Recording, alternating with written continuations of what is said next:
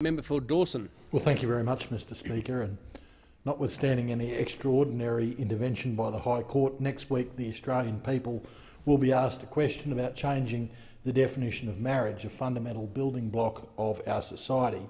Giving people the right to have a say on an issue of such cultural importance is the right thing to do. Now, politicians have already voted on this issue 4 times, in the Senate in 2010, 2012 and 2013, and in this House in 2012. Each time the answer was no. But that's not the answer that the activists pushing this have wanted. So they've harassed and bullied the national conversation into asking the question again and again and again and again until they got the answer they want. A definitive answer, though, from the Australian people, one way or another, is the only hope we have of moving on to other important issues. So it comes down to one simple question. And a lot of column inches and airtime has been devoted to what this question is and isn't. That's the issue I want to address. Let's start with what this question is not about. It is not about equality. It never was. De facto couples, including same-sex couples, are already considered under the law to be equal to married couples with access to the same rights and privileges. No one is barred from getting married because of their sexuality. That's just a reality. So it's not about equality, it's about changing the definition of marriage into something it has never actually been. So why would these activists want to so aggressively push to deconstruct the meaning of marriage rather than, say, establish a new construct with all the same rights of privileges that come with marriage? I note the activists happily expanded the concept of sexuality from being either heterosexual or homosexual to an acronym of many, the LGBTIQA, and further what used to be 2 genders, male and female, they've now expanded into this multiverse of genders.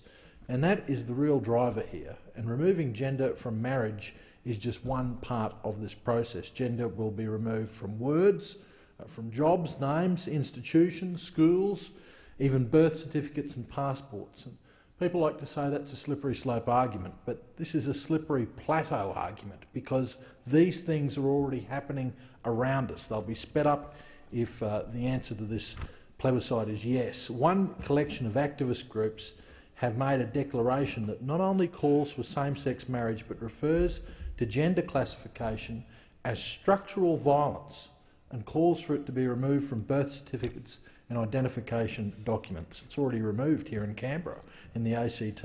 Our children are being taught in school that gender is not determined by biology but by a feeling. Even our government, this Australian government's guidelines on the recognition of sex and gender says gender refers to the way a person feels. Schoolboys are told they can use the girls' toilet at school. Children are being made to role play as if they were in a same-sex relationship. Teenage girls are told in schools that chest binding is a great way to reduce the size of your chest. And parents don't get a say in this. This stuff that comes through insidious programs like the Safe Schools program, which next year will be compulsory in the state of Victoria.